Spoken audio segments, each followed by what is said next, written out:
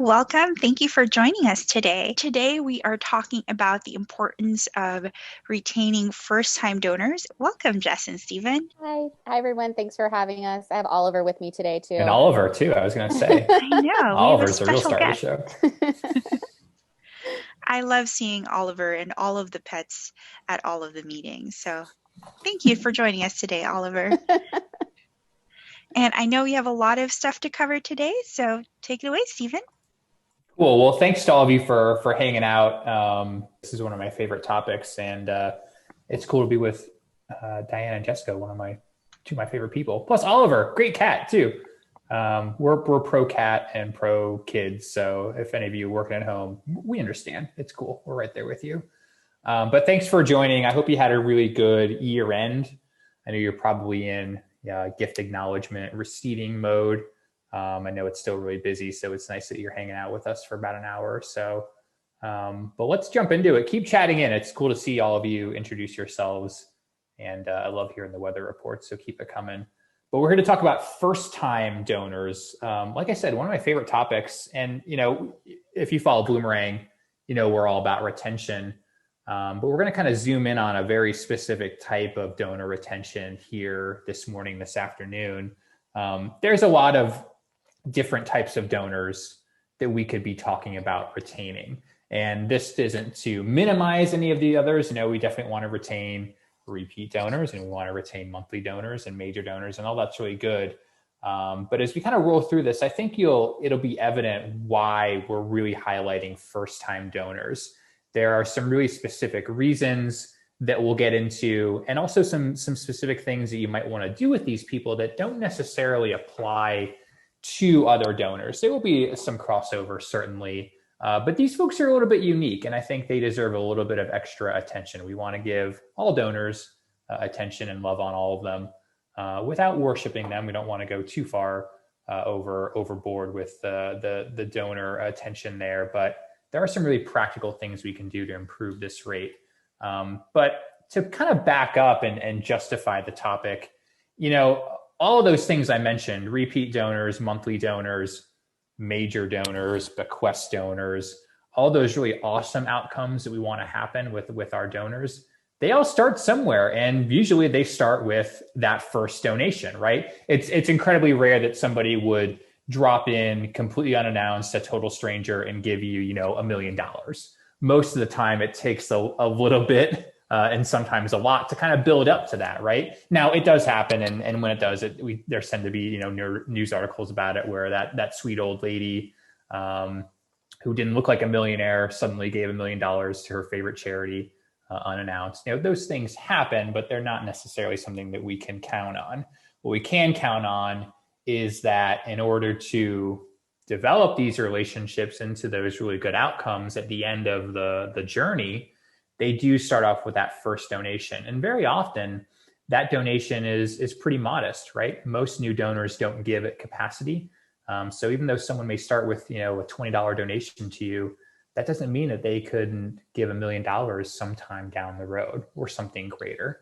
Maybe not necessarily $1 million, but we're going to aim high here for sure. So it all starts with that brand new donor, right?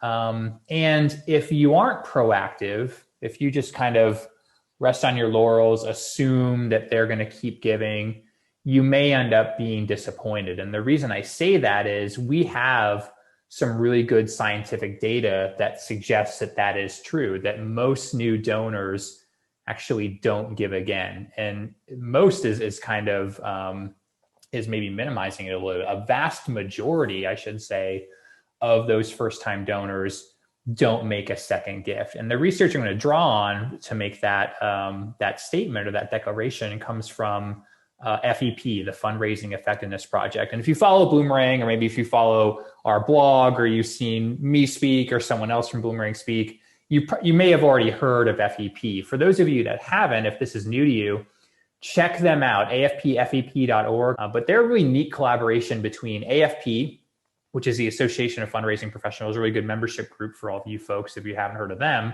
and the Urban Institute. And back in 2006, 2005, I think it was, they got together and said, we want to look at how well the sector does at retaining donors. Are we good at it? If we are, why, if we aren't why, what's going on here. And what they did, it's pretty forward thinking. They reached out to many of the leading donor management software providers, Boomerang being one of them, others that maybe you might know about or maybe have used in the past, Donor Perfect, Neon.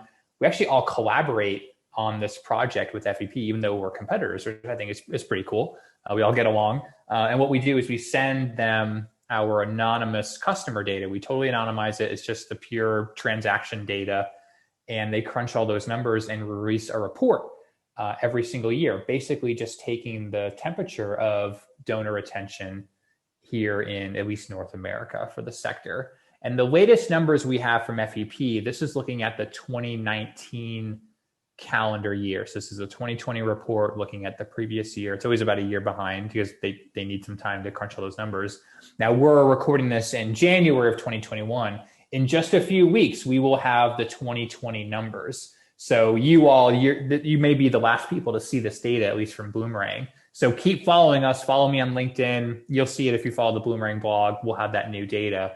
But this is where we're at right now. So the average donor retention rate of all donor types, first-time donors, brand new donors, return donors, everyone, is about 43%.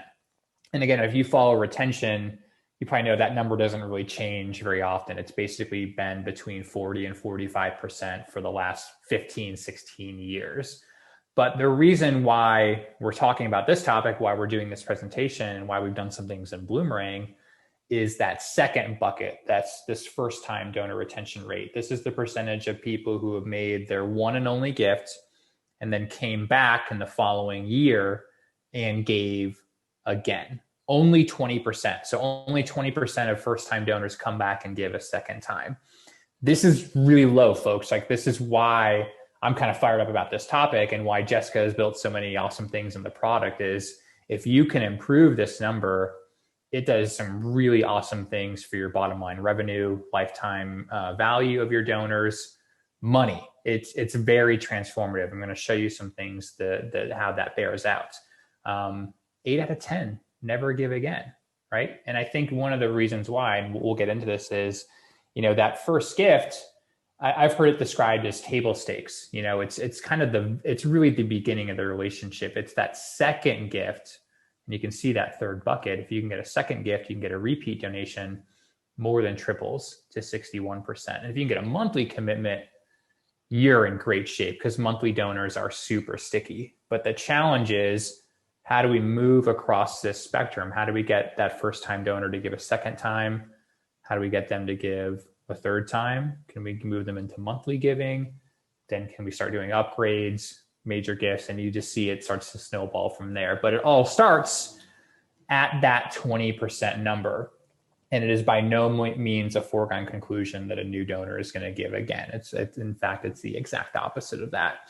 Now, one thing that we're concerned about at FEP, and I say I play a very, very minor volunteer role there. There are some real wizards and hardworking people that are crunching these numbers. I don't mean to take credit for any of this. But one thing that we're really keeping an eye on is that trend line for this number. You can see that it is on the decline. It was around 24% back in 2014 and has been steadily dropping every year since. My personal opinion, and this is just my gut feeling, I think it might actually go up. I think that because 2020 was such a unique year of need, that I think a lot of these donors that were already maybe in the system, they had given once, stepped up again and gave again. I tend to be a little bit of an optimist. We'll see. But I don't see it jumping to 30, 40, 50%. It's still going to be low. It's going to be in that 20th percentile, which I think is why it bears some attention here over the next hour or so. So a couple of real problems with this. And I know this is kind of a tough metric to calculate for yourself, but if it costs more to acquire that new donor than they actually gave, you've got negative ROI right off the bat, right? Let's say it cost you $29, $30 to acquire a new donor who gave you $25. Yeah, you got $25, that's great, but it costs you more than that to acquire them. If they don't give again, you're not going to climb out of that hole and get into positive territory. And what's worse is you're probably going to be spending more money marketing to them, trying to get them to reactivate, only for them to continue to be lapsed. So this retention rate specifically can be a little bit of a money pit, right? It's great you got a new donor, you acquired them, and that's really good. But in many cases, you need that second donation to really get into some positive territory there. And that's probably why, or one of the reasons why, that this gift is described as table stakes. You're getting your foot in the door. It's the beginning of the relationship. It is not sort of the culmination of it either. And I alluded to this before, but some really cool things mathematically, and I'm kind of a geek. You probably already surmised that by listening to me for the last 10 minutes or so, but some cool things happen in terms of compounding lifetime value in terms of revenue from these donors. This is a super busy slide, and I know I'm breaking presenter rules by giving you such a slide. But basically all it's doing is comparing two fictional pretend organizations. The top one has a new donor retention rate of 20%, which is that average I showed you before. And the bottom table is a similar org with a 30% new donor retention rate. So they've increased it by 10% over the national average, which may not seem very significant, right? It's only a 10% increase. It's only 20 to 30. Like how big of an impact can it actually make? Well, at certain average gift size over the lifetime of those donors giving, that can mean a lot of extra dough for your organization, almost $250,000 more from that same set of donors. And again, this is totally fictional. This is making some assumptions about an average gift size, but we made this spreadsheet public. When you get the slides, if you want to visit it, you can plug in your numbers. You can plug in how many new donors you get in a year, what your average gift size is, and you can see for yourself what an increase would do for your organization. But the main thing I want to get across here is it does not take a really large increase in this retention rate, or any retention rate, even that 43% number.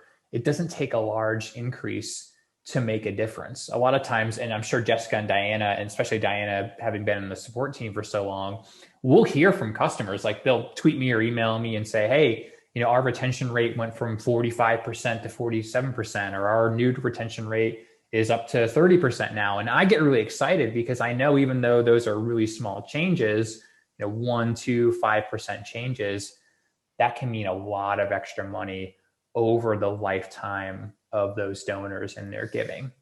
And the longer someone gives in terms of time, I think the more likely it is that they would upgrade their giving, give more, give higher dollar amounts, do other things, right? Maybe they would also volunteer, maybe serve on a committee, fundraise for you. Maybe they go out on Facebook and create a peer-to-peer fundraiser. There's so many other benefits to longer longevity of giving than just the dollars they're giving. But of course that bears some attention as well. Some of those benefits can be really transformative. And I alluded to this in the beginning, but all those great outcomes, planned gifts, major gifts, capital campaign contributions, bequests, they all start with a first donation. And it may have been $20 or $100 on Giving Tuesday, or $50 in an event or something like that. The late great Jerry Panis, who was a good buddy of mine, a mentor of mine, actually coined the phrase moose management. He did a little study on this. He had thousands of clients over his long career. And amongst those clients, they had generated a lot of bequest gifts for their clients specifically. And they kind of looked at all those bequest donors to kind of see, what was the makeup of these people? Who were they? Were they that, rich old lady that just suddenly gave $1 million to an organization that had never heard of her? Were they just rich people? Were they just simply elderly people who had a lot of savings? And those tend to be kind of the things we maybe gravitate towards in terms of thinking about planned gift donors. But what Jerry found was that it wasn't really, those were attributes, but those weren't the top attributes. The top attributes were actually how long they had been giving to the organization. Regardless of gift amount, it didn't matter if they had only been giving $20 a year or $100 a year. What mattered is that they had been giving for a long period of time. They had been giving since the 90s. They had been giving since the 2000s consistently. Even a little bit inconsistently was okay as long as there was sort of a consistent timeline of giving. And again, I know I've said this a couple of times, but all those timelines started with a first gift. So if you want these kinds of things to happen, it really does take keeping those people active in your database, in your Bloomerang, whatever you're using, if you're not using Bloomerang, over a long period of time. And it's okay if, Jessica's only given $100 a year. It's significant that she's been giving for 20 years.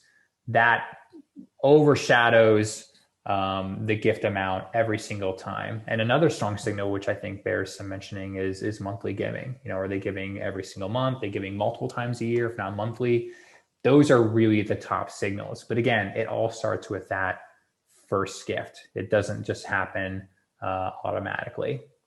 And, if you needed any more sort of arguments or talking points to maybe convince a boss or a board member or someone else in your organization that, hey, we should be paying attention to this stuff, it is a lot easier and cost effective to renew an existing donor than it is to acquire a new one.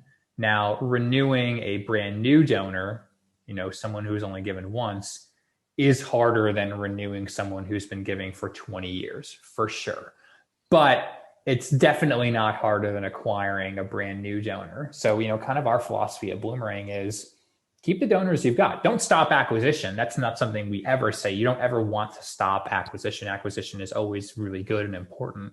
But can we also carve out some time to strategize and really focus on, okay, we've got all these brand new donors. Maybe we got them on Giving Tuesday this past month. Maybe we got a lot of new year-end donors. All right, it's January. How can we get those people to give again in 2021? And we're going to get into some of those tips here in a second.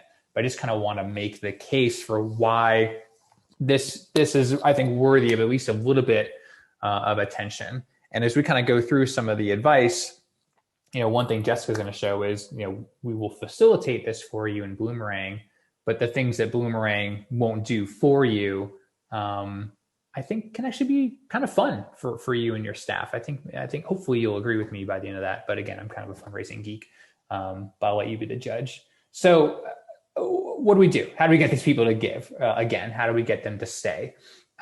We have a lot of research on this as well. There are a lot of people and entities doing donor loyalty research. I'm going to kind of cherry pick one study specifically, but just know that there are a lot of other people looking at this besides what I'm just about to tell you that basically all come to the same conclusion. There isn't a lot of difference in what donors are telling researchers in terms of why they keep giving, what they like about the organizations that they keep giving to. Basically all are coming to the same conclusions there. And if you want more of these other research studies, I'll be happy to provide them with you. I think you'll see that, yeah, we're all pretty much, we kind of know, right? There is a nice body of knowledge in terms of donor psychology about what it is that people want from us. But I like this study because I think the way they kind of broke it out is very actionable and very sort of digestible for us. And it's a little dated. It's about a 10 years old, but again, there's even older research and there's newer research that basically come to the same conclusion. But what Donor Voice did here is they reached out to a cohort of nonprofits here in North America, and they looked at their databases and they picked out all the people that they had managed to retain over a long period of time. About 1,200 kind of real loyal, super loyal donors that have been giving for a long period of time, giving multiple gifts, monthly donors, upgrades, a lot of different signals that kind of signified, okay, the organization did something right with these people, either in spite of themselves or on purpose. It didn't really matter, but what is it that these donors liked? And they interviewed these donors and came up with sort of these top 7 things that they kept hearing from these retained loyal donors. And I love this slide. If there's any slide that you print out and maybe email to a board member or your colleagues or your boss, this is it. This is a really good North Star for donor retention in general. Now, how you do these 7 things is going to look probably a little different depending on who you are trying to retain and why. So we're going to kind of reverse engineer this list for brand new donors specifically. But as we go through them, feel free to also apply these to other types of donors, right? How can we do these things for our monthly donors? How can we do these things for lapsed donors, right? We miss them, we want them to come back, or event donors, or all those Giving Tuesday donors that hopefully you got last year. So this will apply to lots of different donor types, but we're going to specifically look at, okay, how can we do these things for brand new donors? And even though there's 7 things on this list, as you go through them, you'll see that the concepts kind of start to repeat and are very similar. So it's not even really 7 things on here. It's probably maybe 3 or 4 things. Number 1 thing is, and all of you have this, you wouldn't be a nonprofit if you didn't, but you're doing services, like you're providing programs and services. But what you have to do beyond that is communicate that back to donors. Donors really like it when they can see in as tangible a way as possible what their dollars are doing out there in the community, right?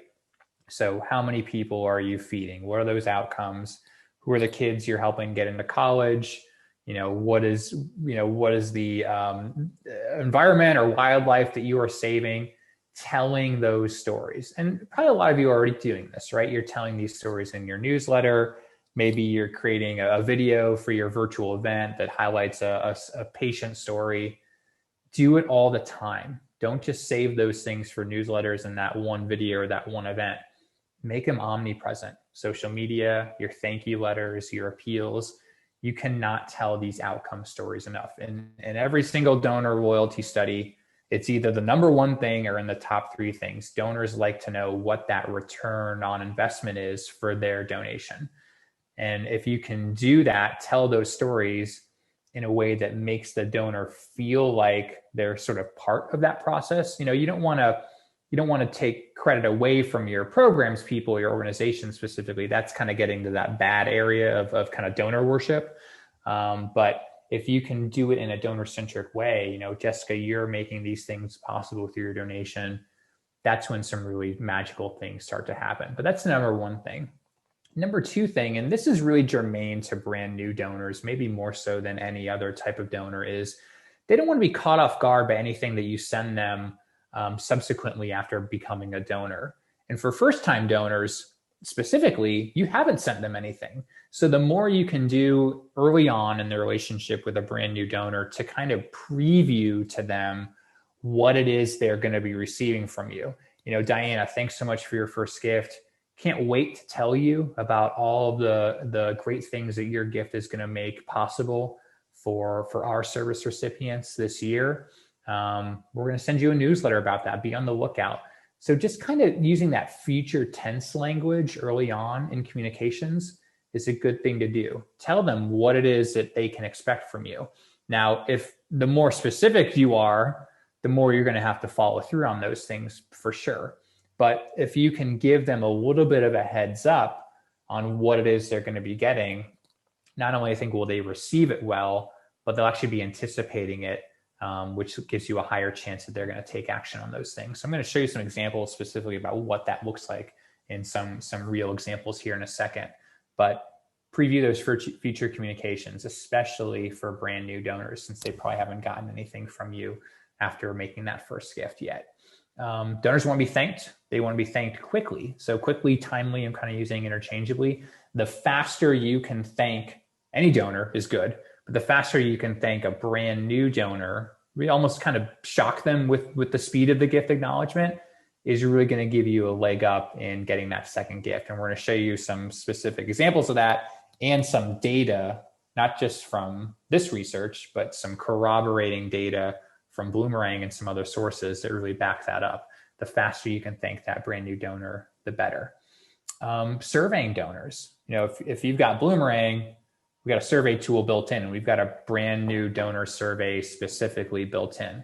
So you got number 4 covered as long as you turn that on Bloomerang. And Jess is going to talk a little bit more about more of that. But donors kind of like it when you show some curiosity about them. Why did you give? What's your connection to the cause?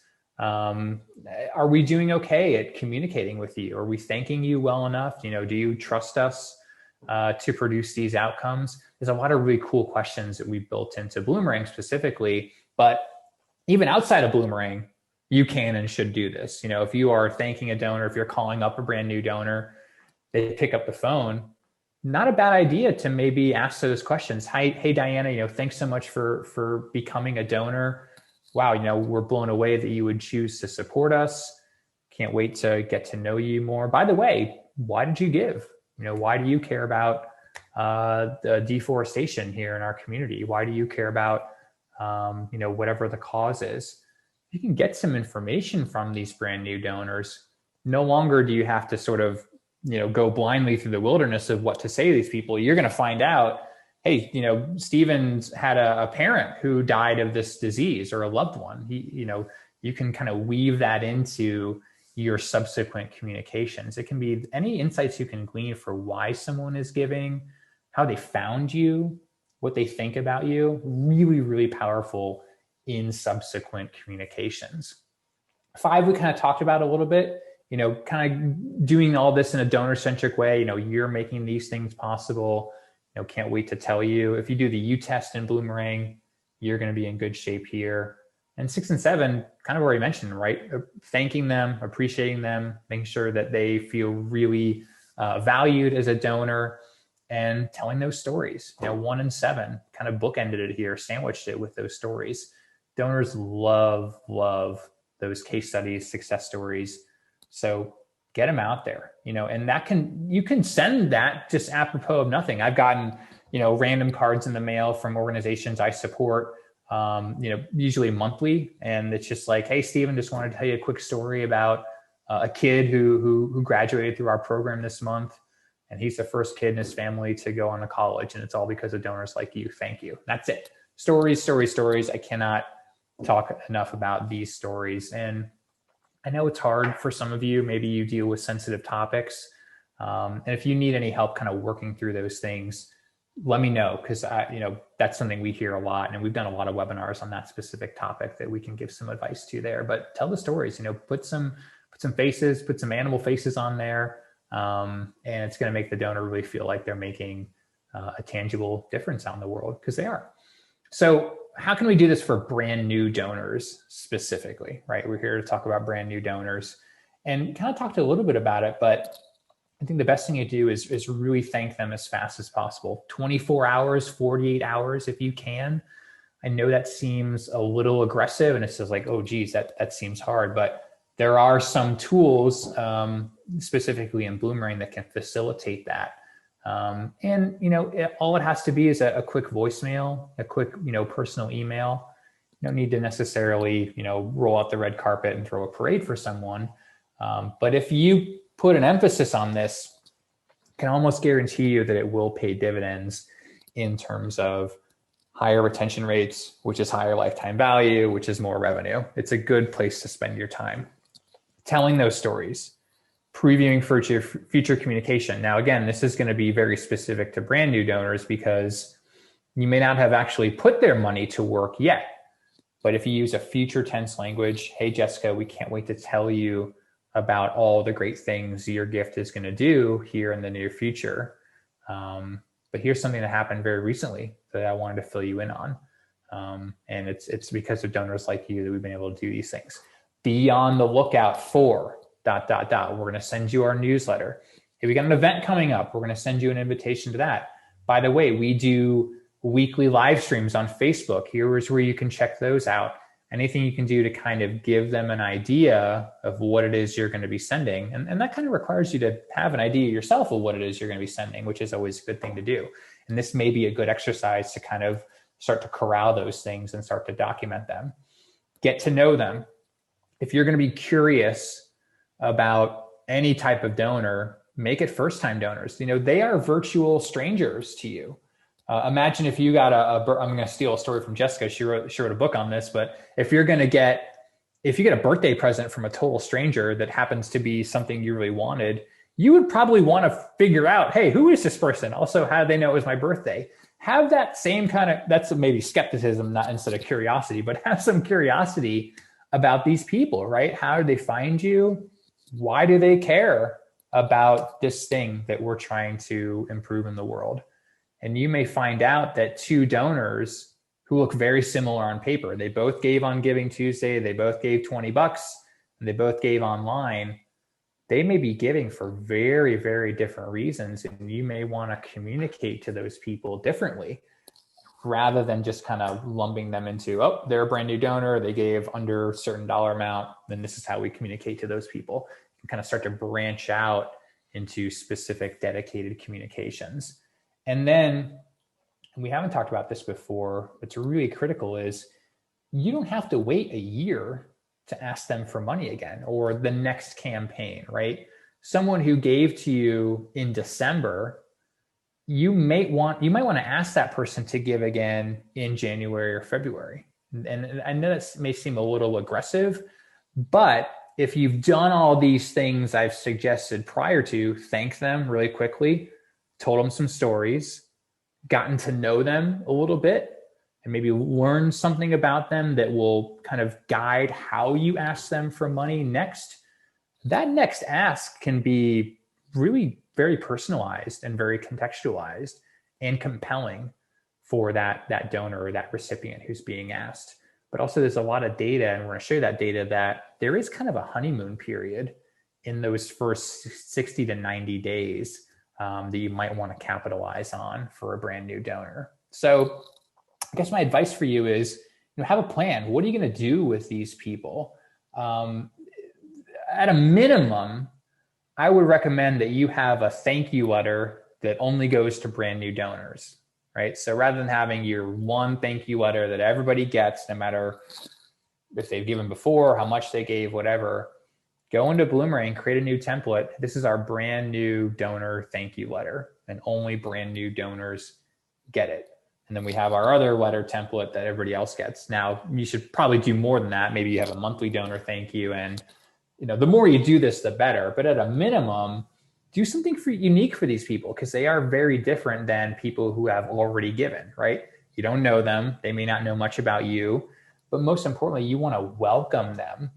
Donors really like it when you tell them what kind of donor they are.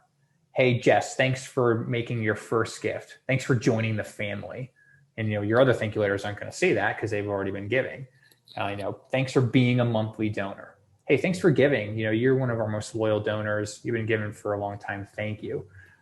Thanks for giving on Giving Tuesday. Thanks for giving at our virtual gala.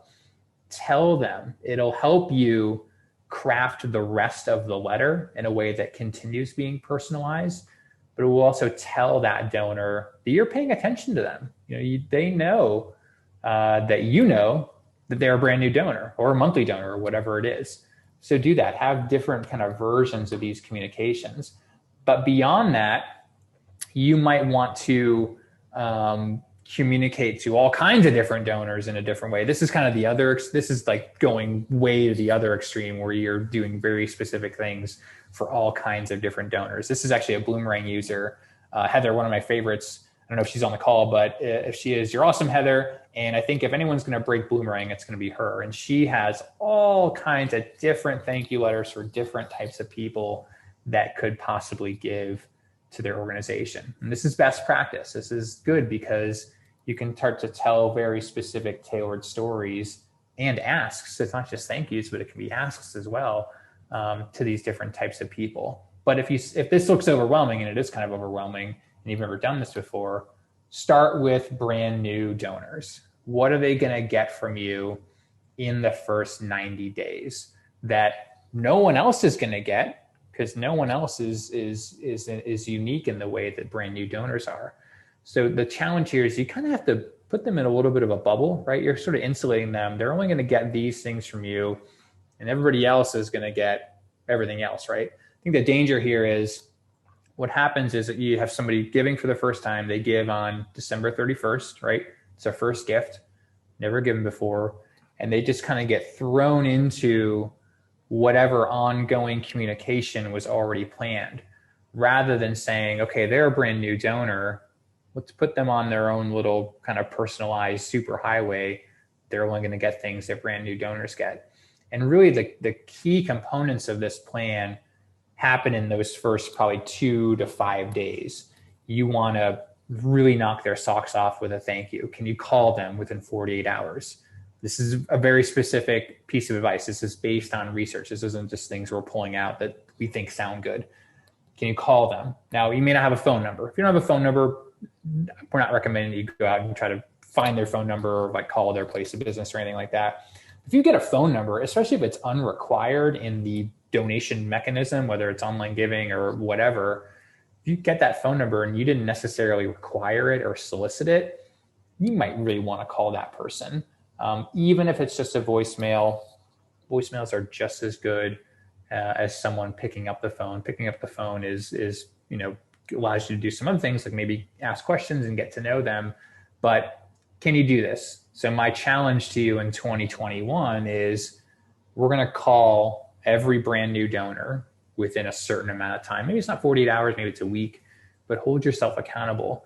I think that this will be really transformative for your organization if you do this. I'm going to show you some data to back this up, but get your board involved. It doesn't just have to be you. You may be thinking, oh, geez, I gotta make 10 phone calls a week or whatever it is. And for some of you who have a real high gift volume, this may not make sense. But you might want to add in a gift amount threshold. We're going to call every brand new donor over $50 or whatever, makes sense to you. But the more you can get to, I'm not a huge fan of segmenting by gift amount, but some common sense will probably come into play for those of you with a high gift volume, especially on the first time side. They're going to get a thank you letter within a certain amount of time. Maybe it's a week, 5 days. And again, that thank you letter is specific to brand new donors only.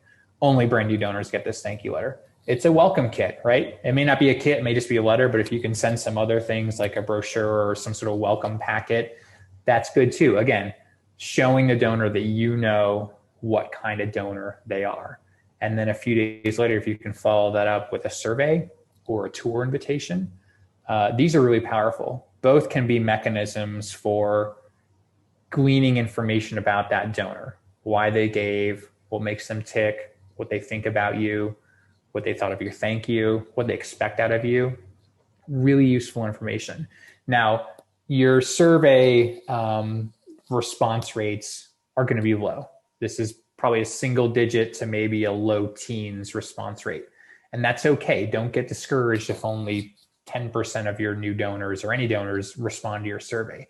That's okay. That's not the point. The point is the people that do respond to your survey, one, you're going to get some great information from them that will be useful to you in subsequent communications. But the other reason is those people who are responding to the survey, they're sort of self-selecting into a higher engaged cohort of donors, right? They took the time to fill out the survey. So they're a little, you can infer they're a little bit more engaged with people who ignored your survey. So these are people you might want to keep an eye on, in other words. And again, if you do that by telephone, if you do that by the Bloomerang survey built in, by email, that's okay. But some sort of mechanism where you're kind of getting to know the donor a little bit. Tours, you can sometimes do that on. It's easier in person, but we're seeing a lot of virtual tours where maybe it's a situation like, hey, every month we have a standing Facebook live stream for all of our brand new donors from the previous month. And they get invited to that. Maybe they hear from the ED. Maybe they take you on a virtual tour of your facility or a project out in the field, or they hear from a service recipient. The point here is again, keeping that they're a new donor in mind. They may not know much about you yet, what your mission is. Specifically, they probably know broadly what you're all about, but specifically, give them a chance to kind of see your mission in action, to hear from someone, whether it be an employee, a service recipient, a volunteer. That's really powerful for a brand new donor. And that's why, and if you look at examples of welcome kits, that's something you'll see very often is some kind of tour invitation. I know it's hard to do in person now, unless you can do it outside or do it safely. Otherwise, you all know what's best, but maybe it's a standing appointment, a Zoom that every Tuesday at 5, every second Tuesday at 5 of the month, it's for brand new donors It's a fireside chat. It's a walkthrough of the museum, whatever that is, really unique. I think the point here is you're creating some specific, unique experiences for one subset of donors. And again, similar to segmentation, you can have a plan like this for every other type of donor. And we're not here to discourage you. We're just showing you this because we only have 90 minutes with you and we want to focus on this specific cohort. But you can do these things for, and you should, for all your different types of donors. And the more granular you get, I think the more personalized the communications will be. But the other thing I want to highlight on this plan is you're asking them for that second gift within the first 90 days. Now, if that second appeal is the only thing they get from you after making a first gift, probably not going to give again. But if you thank them, told them stories, gotten to know them, given them a glimpse of your mission firsthand, maybe they get some newsletters from you that everybody else gets, which is okay. I think it's much more likely that not only they respond to that subsequent appeal, but that you can craft a subsequent appeal that will really resonate with them, right? Hey, Diana, thank you so much for joining the family of donors. Hopefully we've given you a sense of what you've been able to do these past few months as a donor. We know you have a specific interest in this, and it's in parentheses, it's because, you've gotten to know them. We have a special need right now. We wanted to give you the opportunity to contribute. I know we're coming back to you kind of quickly after you've just given, but would you be willing to contribute to this specific project? Maybe move them into monthly giving. Hi, Diana. Thanks so much for joining the family of donors. I wanted to let you know about our monthly giving program. You can keep this impact going on, month after month. And I'm not a great copywriter, but I think you kind of see what I'm getting at is, can you contextualize that subsequent ask based on what it is you have learned about that brand new donor? That's really the magic. If they're just getting a generic, that spring appeal that everybody else is getting, and it's okay if a lot of people get the spring appeal, but if they can get a version of it, or maybe be, given a heads up that that's coming, I think it's going to be more and more likely that they give again. So really the key word here is personalization, and I think contextualization may even be a better word for that ask. Now, there is a lot of data out there on the phone call. It's not an accident that phone call was the first touch that we recommend, and why Jess put all these awesome things in the product, which she's going to talk about here. But we had kind of seen this at Bloomerang. You go to conferences and read blog posts, and you see these kind of research points that people have found that phone calls are really effective. We put that to the test at Bloomerang.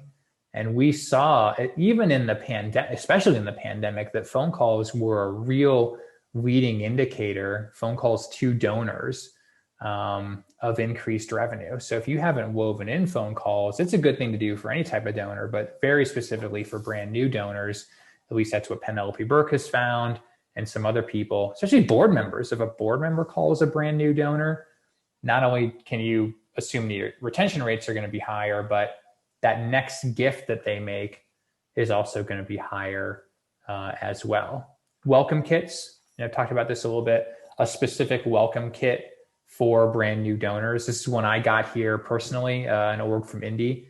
Again, donors like it when you tell them what kind of donor they are. Thank you for your first gift. Thanks for joining the family. To see your gift at work through a personal visit or a tour, I love that. I love the tour invitation. Again, keeping in mind, they may not know or haven't yet seen specifically what it is your programs and services do. So give them that opportunity. If you can do it in person or even virtually, I think you're just naturally going to have chit chat or small talk with these people and may learn some things about why it is that they gave. This is another example that I got. This is actually where my first gift was a monthly commitment. I had never given one time, but the first time I started giving to these folks was a monthly donor. So that may be a kind of a subsegment you want to look at if the first gift is the beginning of a monthly commitment. Again, just making sure that you are acknowledging that, thanks for being a part of our monthly giving program. Thanks for joining the monthly giving program. I like the little handwritten notes, just kind of something that shows that you didn't just spit it out a boomerang and stuff it in an envelope in 5 seconds. Paper clipping something, a Polaroid. Probably don't do Polaroid. Can you even do Polaroid anymore, Jessica? Probably not. I'm just aged myself. But this, there was a little something that was kind of cool that was a giveaway there. I think it was like a seed packet, welcome kits, a personal email. I mean, nothing's stopping you from just firing up Gmail or Outlook. It doesn't always have to be Boomerang Mail and MailChimp, right? This is one I got. Again, I started a monthly commitment, brand new, just a personal email. And these emails have 100% open rate because they look like a real email that you get from like your mom or your best friend or your coworker. Hopefully you open all your coworkers' emails. I always open up Jessica's emails. And you can BCC Boomerang while you're doing exactly. And these folks are Boomerang customers. I assume they did, right? So this would actually, even though this was outside of Boomerang, boom, this would be recorded on my donor profile. Personal is a typo. I don't care. It makes it look even more real. And there's a nice video, a thank you video. Can you grab your cell phone or your webcam and just say, hey, Jess, thanks so much for joining the family of donors. Would love to get to know you more. Just wanted you to see my face, hear my voice, a little bit more personal. So there's a lot of creative things you can do with these new donors. If you maybe shy away from phone calls, that's okay. Personal email, video. Be kind of weird if you would prefer video to a phone call, but maybe you do. That's cool. But the phone call, just to kind of wrap up for me, really powerful. And I showed you some kind of disparate research from other people on phone calls, but we found that they really work at Boomerang. We looked at our customers who were making phone calls to brand new donors versus the ones who weren't. And spoiler alert, there's not much to say here. The retention rates were higher, much higher, actually, from 33% to 58% if they got multiple thank you phone calls. That's a nice retention rate, by the way, for first-time donors.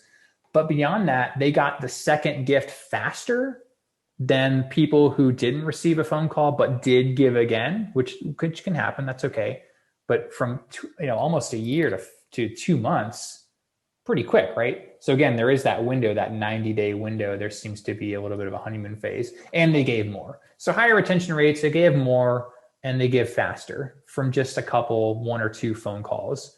And again, hey, Jess, thanks for being a donor. Thanks for joining the family. Would love to get to know you. Here's my contact info. That's it. Voicemails are okay. And right, Jess, this didn't differentiate between voicemails. This is just that a phone call was logged. And I would guess that most of these went to voicemail, right? Just based on kind of how people are these days. But people who pick up the phone, again, you're going to have some chit chat and some small talk, and maybe you could glean some things from them. Why did they give? Why do they care about the homeless teenage population in Indy? Why does that matter to them? What do they expect from us? Good information, even if it's a small set of people. So break these people out. You can do a report in Boomerang, new donors this week, this month, today, even. Jess is going to show you some cool things to facilitate this. But, my parting advice to you is I think it can be a little, it can be tempting to say, oh, they just gave $5. We don't really need to do all this for them. Just keep in mind that most new donors don't give at capacity. And it kind of makes sense. You're probably not going to drop $1,000 to an organization to you that you don't necessarily know too much about, haven't had a lot of experience with. So don't judge people too harshly by their gift amount. Now, common sense comes into play. If you're getting 20 new gifts a day, you may not be able to call everyone. You might want to add in that threshold or some other, signal to divide up your calls. But get board members involved, maybe even volunteers. Volunteers are kind of going underutilized right now. If they can't come in person to, pull weeds or paint rooms or whatever, or do coat checks, hey, calling donors, that's a pretty worthwhile activity. That's good for the volunteer, and it's also good for the new donor as well. So pick up the phone. It's really powerful. It's probably the best thing you can do for brand new donors, and maybe for any kind of donor cohort. But Jess, you got some cool things to share. So you want to show them how to do these awesome things in Bloomerang. I'll pipe down here for a minute. Yes, I'm very excited to show them all the wonderful things they can do in Bloomerang to help carry out their first time donor retention goals. Thank you for all of that information, Stephen, and for sharing all the data with us. It's been really fun looking into how effective this workflow really can be if some time and strategy is put behind it. And you don't have to do all of it, just like, doing a few things here and there to kind of move the needle forward is where I would suggest starting out, because, all of that can be a lot and overwhelming, but it's a new year. Start out by just carving out, 5 minutes a day, or maybe 5 minutes a week if that's all that you have initially, just to get going. So the first suggestion I have is to use the first time donor call list that we have on the Bloomerang dashboard. This is my Bloomerang database here, and you can see as of right now, I have 3 new first time donors, and they are ordered in a little bit of a different way than you may expect, because this $250 donation isn't at the very top. So Bloomerang is doing a lot of work for you to help prioritize who you should call first. So I have this $50 recurring donor who is at the top of the list. And if their first time donation is a recurring gift, you want to understand, what brought them to your organization, what made them decide to give you a recurring gift. You want to show those monthly and recurring givers some love from the very beginning so that they continue to support you. You can click here and see the details of their gift. And if you have, 5 minutes to make that introductory welcome call, you can go ahead and click enter a call and record all of the notes, all of the information from that call. If you don't have time to do it, but you want to remind yourself to do it later, or someone else at your organization, you can go ahead and, click here and select enter a task. And you can assign that task to yourself, to a board member, to a volunteer, to anyone at your organization who you can have help with this initiative. You can include notes here, and they'll receive an email that what to do with this task. So you can tell them this is a first time donor, please give them a call. You can attach a script here for them to use, and send them on their way to helping, with this first time donor call initiative to get the communication going with those first time donors.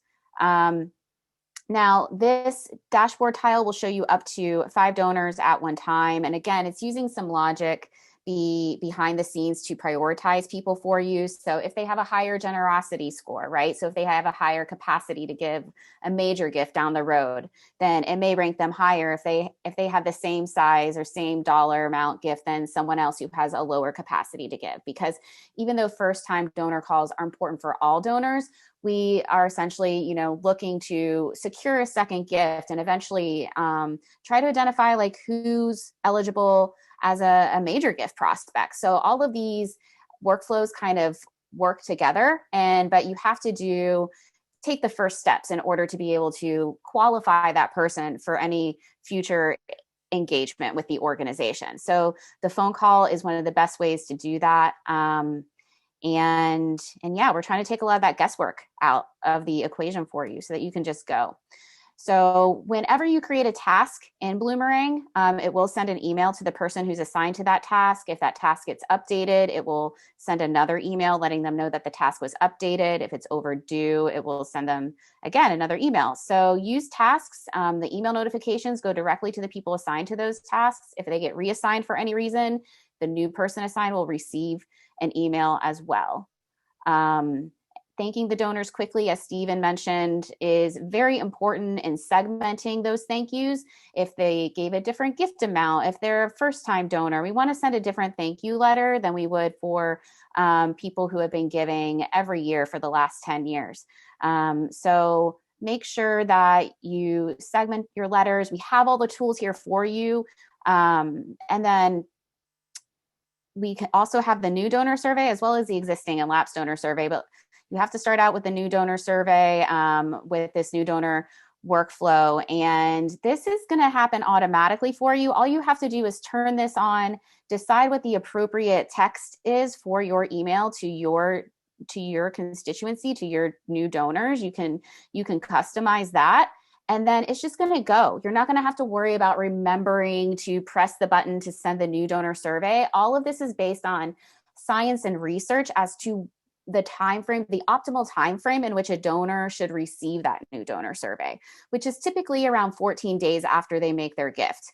The ideal time frame is based off of giving you enough time to thank the donor, which, that first phone call ideally will happen within the first 7 days. The thank you letter or the thank you email will go out within the first week to 2 weeks. And so the idea is that they've already heard from you, they've been in touch with you, and will have like a really good feeling about you, so that when they receive this survey, they can tell you that, they can let you know how they're doing. And I think this can be a really helpful way to show your board or your executive director, like, this is what's working. This is where we need additional resources. This is where we need to spend additional time. If you're having kind of difficulty convincing people that it's, maybe time for a change, or maybe time to, invest some effort in some new ideas, or do some things differently. Or it could be the opposite. It could show them, this is why we needed this additional person to help us. This is why we needed to engage the board members more into making those phone calls. Look how effective this is proving to be. Look how happy our new donors are. So definitely check that out. So with our email tools, they're so powerful, you guys. I am in love with them. They're so easy to use.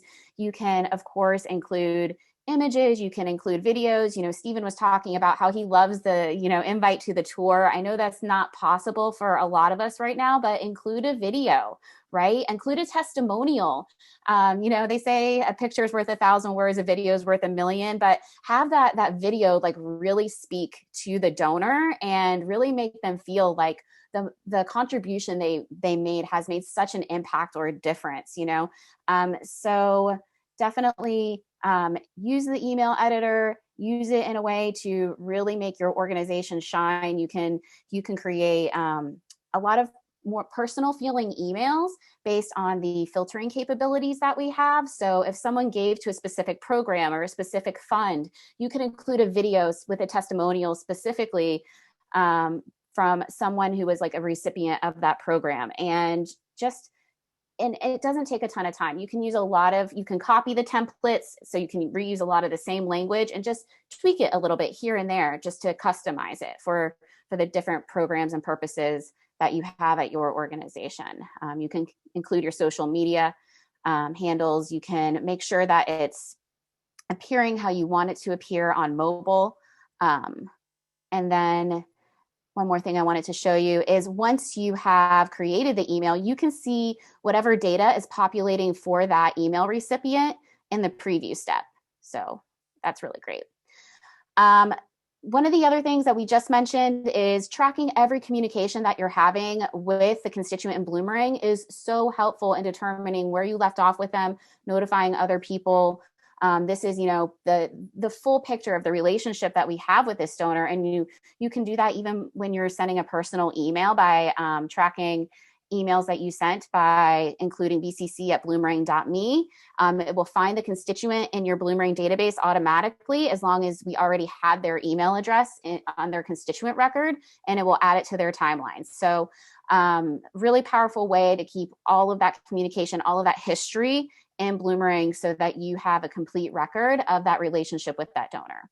And then if you're doing all of these things, asking for that second gift within a 3 to 6 month time frame is very feasible. And it doesn't always mean asking for a larger gift. It could mean asking for a smaller gift actually, but making it a monthly gift, right? So maybe they initially gave a $25 gift, but after talking to them, after, having them open your emails and responding to the communications that you've been sending to them, maybe you feel like it's appropriate to ask them to be a monthly supporter of your organization for $10 a month.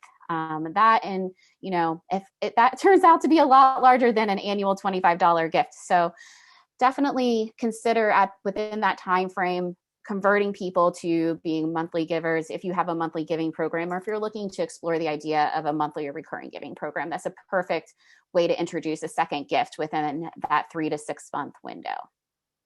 And yeah, we saw that the vast majority, or not vast majority, sorry, almost up to 50% of donors, when they give a second gift, they do so within the first 6 months. So as long as you have the communication within that 6-month time frame, engage early with your first time donors, then you can ask for that second gift or that second commitment within that first 6 months of having them as part of your organization.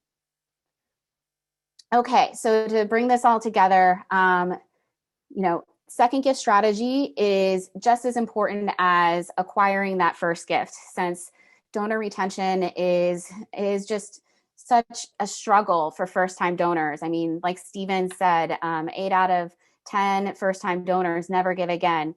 That the idea has to be, and the focus has to be on getting us to that second gift. So please make that a part of your overall fundraising strategy, and thanking them, reporting on them, making phone calls, include your board members. Try not to do this alone. I know a lot of you are 1 or 2 people shops and have so much on your plates already. So try to think of who you can engage to help you with this, and just try to be curious, solicit feedback, and just keep all of the communication and information together so that you can really have people engage with you, with your constituency, and have all of that information so that when you're going to do the thing that you need to do, to maybe you're not making that first phone call, but you want to know based on how the phone call went, what that person said. If you track all of that in Bloomerang, then you can go back later on. You'll be able to see it there. The timeline will show you.